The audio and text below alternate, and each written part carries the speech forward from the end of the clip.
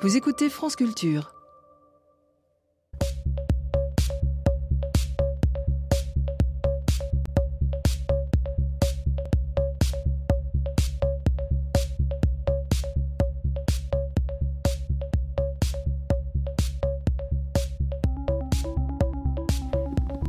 Bonjour à toutes et à tous, bienvenue sur notre planète Terre, l'émission des enjeux globaux de France Culture, en partenariat cette semaine avec les cahiers de Sciences et Vie. Comme chaque rendez-vous pour ce mercredi avec votre intuition géographique, nous sommes ensemble et en direct jusqu'à 14h56.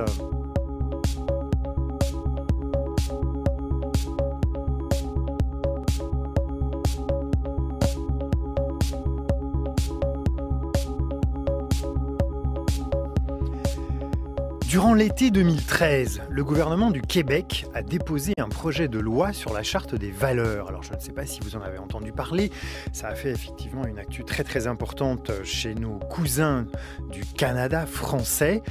Cette charte des valeurs interdirait à toutes les personnes accueillant du public de porter un signe religieux de façon visible. Voilà qui peut rappeler quelque chose aux auditeurs français.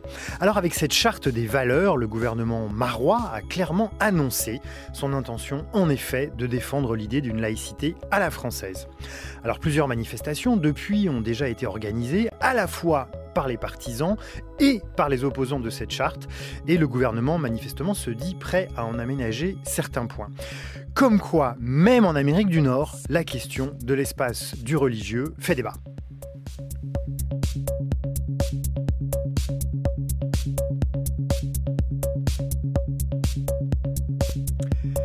Tout au long du XXe siècle, les sciences sociales diagnostiquèrent la sécularisation des sociétés. Pourtant, Harvey Cox, auteur de La Cité séculière, c'était en 1965, fut 30 ans plus tard celui du retour de Dieu. Au même moment, tout le monde s'en souvient probablement, Gilles Kepel publiait La Revanche de Dieu. C'était donc au début et au milieu des années 90.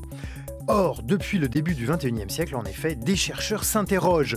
Notre siècle est-il celui d'un retour au religieux ou celui d'une post-sécularisation ?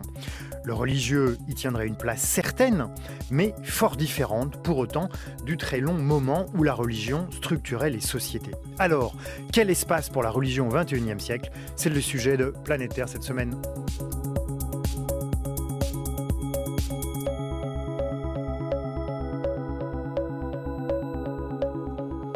Élément de réponse avec Olivier Bobineau, professeur et chercheur à l'École pratique des hautes études, auteur notamment d'une sociologie des religions chez Armand Collin, et avec Frédéric Dejean, enseignant-chercheur en géographie à l'Institut d'urbanisme de l'Université de Montréal. Bonjour à tous deux. Bonjour. Alors pour appréhender le religieux comme phénomène global, nous commençons en arpentant son inscription dans un territoire spécifique, non seulement le Québec, mais plus précisément encore Montréal, qui est actuellement le terrain d'étude de Frédéric Dejean.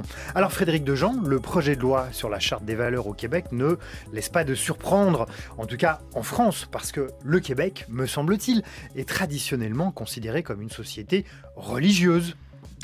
Alors effectivement, ce qui est très intéressant, c'est qu'il y a des points de comparaison entre la France et le Québec qui sont très clairs, au point que lorsque vous avez un débat en France qui porte sur une question religieuse, vous êtes pratiquement certain que quelques mois plus tard, vous allez le retrouver sous une forme assez proche au Québec.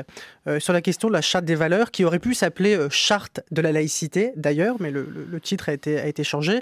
Alors il s'agirait notamment, un des volets de cette charte, ça serait d'interdire aux fonctionnaires, donc aux agents des services publics accueillant du public, de porter des signes religieux, ce qui fait débat au Québec, puisque le Québec se trouve à cheval entre deux conceptions de la laïcité. D'un côté, une laïcité plutôt républicaine qui regarderait vers la France, et de l'autre, une laïcité plus libérale qui met l'accent sur les droits des individus. Cette laïcité que vous appelez plus libérale, c'est un peu ce que souvent en France, on a tendance à appeler, disons, le pluralisme religieux à l'américaine. Ça serait ça, et que dans une perspective de multiculturalisme canadien, on va dire. Et alors, est-ce que ça vous a surpris de voir tout d'un coup le surgissement d'un débat, pour aller très vite, à la française, sur la place du religieux dans la société québécoise. Bon, la société québécoise, certes, a bien entendu ses particularités par rapport aux sociétés nord-américaines, mais néanmoins, Est-ce que ça peut vous surprendre par rapport au travail que vous accomplissez sur les lieux de culte dans l'espace public? Alors, il y a d'une part, c'est pas surprenant parce que la question de l'identité québécoise se trouve actuellement posée et donc la question de l'héritage catholique en fait partie. Mais d'autre part, sur la question plus moi qui m'intéresse, c'est que il y a cette question de la diversité religieuse dans l'espace montréalais.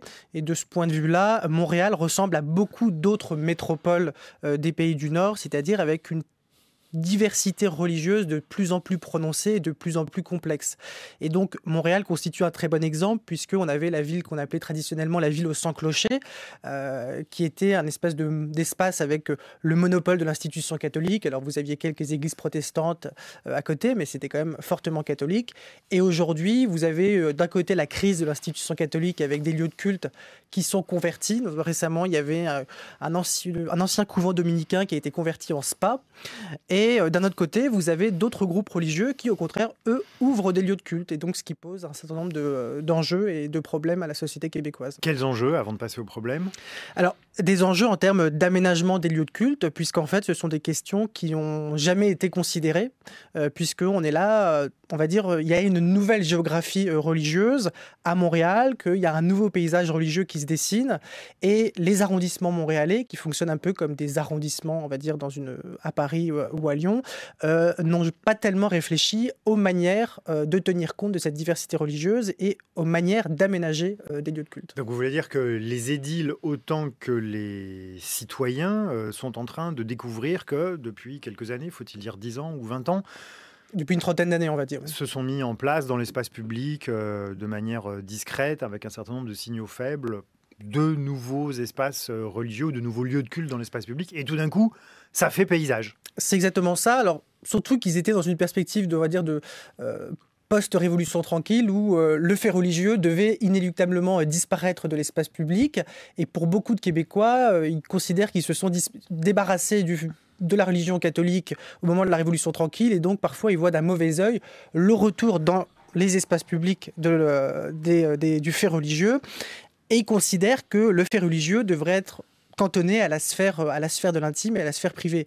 Donc des demandes de plus en plus nombreuses de lieux de culte, d'espaces cultuels, peuvent être assez mal vécues. Et ces lieux de culte, ils sont où dans l'espace public montréalais? Alors ce qui est étonnant, c'est que justement, on a une espèce de redistribution du fait religieux dans l'espace urbain, puisque alors que traditionnellement, les lieux de culte, surtout à Montréal, avaient une position, on va dire, privilégiée dans l'espace public, c'est-à-dire à des carrefours, à des croisements de gros axes. Et donc, on avait des lieux de culte monumentaux avec une architecture très marquée. Au contraire, aujourd'hui, on se rend compte que les lieux de culte se localisent dans des espaces tout à fait inattendus, notamment de plus en plus d'arrondissements avec lesquels je discute, se rendent compte que les lieux de culte privilégient des zones industrielles, par exemple, ce qu'ils ne faisaient pas auparavant. Et donc, du coup, pour les arrondissements, ils attendent plutôt à avoir des industries dans ces secteurs-là, et ils voient arriver des groupes religieux qui ouvrent des lieux de culte. Donc c'est vraiment un exemple, par exemple. Il y a aussi des centres commerciaux ou des gares, enfin là. Vous avez des centres commerciaux, vous avez des gares, vous avez aussi des cinémas. Un certain nombre de complexes cinéma propose aux groupes religieux de louer des salles. Par exemple, je connais un certain nombre d'églises évangéliques qui, le dimanche matin, vont louer une salle pour 1 heure ou 2 heures pour tenir le culte. Olivier Bobineau, avant d'être, on va dire, le très grand connaisseur de la globalité du catholicisme dans le monde et de ce fait religieux à l'échelle mondiale, vous avez eu un terrain, en tant que sociologue, un terrain privilégié, qui était une paroisse, une région d'Allemagne, vous allez peut-être nous dire laquelle, mais qu'est-ce que ça vous évoque, ce que vient de dire Frédéric Dejean sur l'évolution, on va dire, de la place du religieux dans l'espace montréalais par rapport à votre connaissance de l'Allemagne? Oui, deux points communs très, très étonnants. Donc, j'ai fait un premier travail de doctorat sur la Bavière, et notamment la région d'Augsbourg. Première chose, moi, qui m'a vraiment très impressionné, évidemment, ayant grandi en France et dans les écoles françaises, c'était le marquage culturel et institutionnel du fait religieux et du fait chrétien. Puisqu'après la Seconde Guerre mondiale, en gros, les puissances alliées vont dire eh bien, nous allons développer un régime d'amitié pour reconstruire les églises, pour reconstruire à partir de la paroisse, y compris avec son monument, avec sa notabilité, avec sa spatialité assez grandiose, quand on voit les églises, notamment en Bavière. Et de fait, on voit bien comment, face à la rencontre et c'est la deuxième chose qui me semble intéressante avec le Québec, face à la rencontre du pluralisme, c'est-à-dire notamment de l'islam, mais aussi de philosophie et tradition orientaliste, bouddhiste, hindouiste, et avec la venue de Chinois, il y a un choc. Il y a un choc, alors un choc des ignorances, mais aussi un le choc... mot choc, il faut faire attention, parce que dès que vous dites choc, quand on parle de religion, on pense tout de suite à Huntington. Bien sûr, Alors, absolument. Je pense là à une expression... Vous vous en démarquez ou vous dites ça justement exprès par référence à Huntington? Excusez-moi, je suis obligé de vous poser la question. Je peux pas évidemment, le mot choc, on est sur France des Culture. religions. Oui, évidemment, toutes les critiques que l'on connaît sur le bouquin que vous évoquez. Le choc des civilisations, donc. Voilà, le choc des civilisations. Huntington qui finalement aboutit à amalgamer, à fusionner des approches. Non, quand je parle de choc, je pense notamment à des réflexions que j'ai menées avec des imams, y compris en Allemagne. C'est beaucoup plus le choc des ignorances. C'est-à-dire que c'est vraiment l'ignorance de la culture de l'autre, y compris du pluralisme. Concrètement, quand vous êtes dans une culture interro-catholique, vous concevez la religion avec un chef, premièrement, une théologie et un droit. Or, l'islam, c'est tout sauf un chef. Il n'y a pas de pape. Il n'y a pas de clergé dans l'islam majoritaire sunnite. Il n'y a pas de théologie dominante. Il y a des sensibilités, il y a des approches. Et il n'y a pas un seul droit. Le droit canon dans le cadre de l'Église catholique. Et il y a au moins 6 écoles juridiques qui sont en conflit et en tension et en discussion. Et de fait, ce qui est très étonnant, et je l'ai vu notamment en Bavière, c'est que concrètement, l'affaire du crucifix, prenons un exemple qui était très intéressant, qui était sur le fronton des écoles, mais aussi dans chaque classe au-dessus du tableau, eh bien, ça fait partie, en effet, non seulement de la tradition, mais aussi des pratiques. Et ce qui est intéressant, c'est qu'à la venue, notamment des immigrés musulmans et turcs, en l'occurrence, eh bien, ça n'aura pas posé de problème. Mais ça n'a posé un problème qu'à une association de libres penseurs, munichois, d'où l'affaire des crucifix en 99, et qui, notamment sous l'influence française, ne pouvait pas entendre qu'un crucifix soit posé au-dessus du tableau. Et ce qui est très intéressant, c'est que d'un point de vue théologique, les parents qui ont porté plainte n'ont pas porté plainte sur le retrait du crucifix, mais sur la discussion, puisqu'on est en Allemagne, et donc les connaissances théologiques et les discussions sont souvent beaucoup plus pointues qu'en France.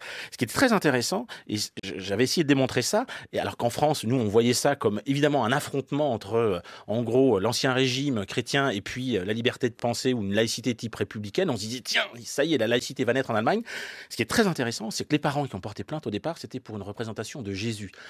Ils voulaient présenter à leur enfant, non pas un crucifix, mais une croix, en disant Jésus il est ressuscité dans la croyance chrétienne. Et donc on souhaite une croix qui soit plutôt axée non pas sur la passion, la souffrance et la mise en scène de la souffrance, mais beaucoup plus sur la révélation et la résurrection.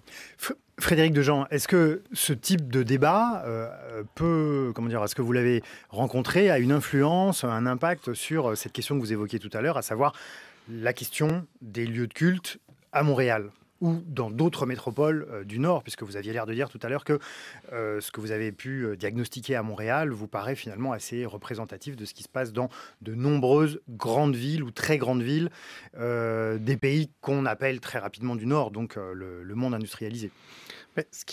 Dans ce qui vient d'être dit par Olivier Bobineau, ce qui me semblait intéressant, c'était cette conception du religieux que pouvaient avoir les acteurs politiques. Et ça, je l'ai retrouvé très nettement au Québec. Je l'avais aussi retrouvé en France lorsque je faisais mon terrain de recherche pour le doctorat.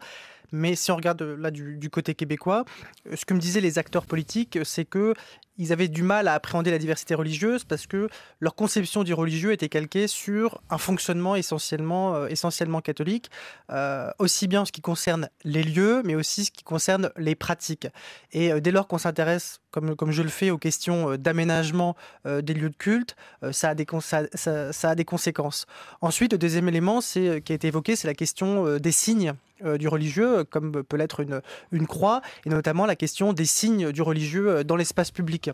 À Montréal, comme on a eu en France, il y a eu un certain nombre de débats et de controverses lorsque des groupes religieux ont voulu construire des lieux de culte qui pouvaient être un petit peu trop voyants ou trop visibles, ou peut-être ostentatoires, on pourrait dire. Oui, mais ça veut dire quoi, trop voyant, trop visible?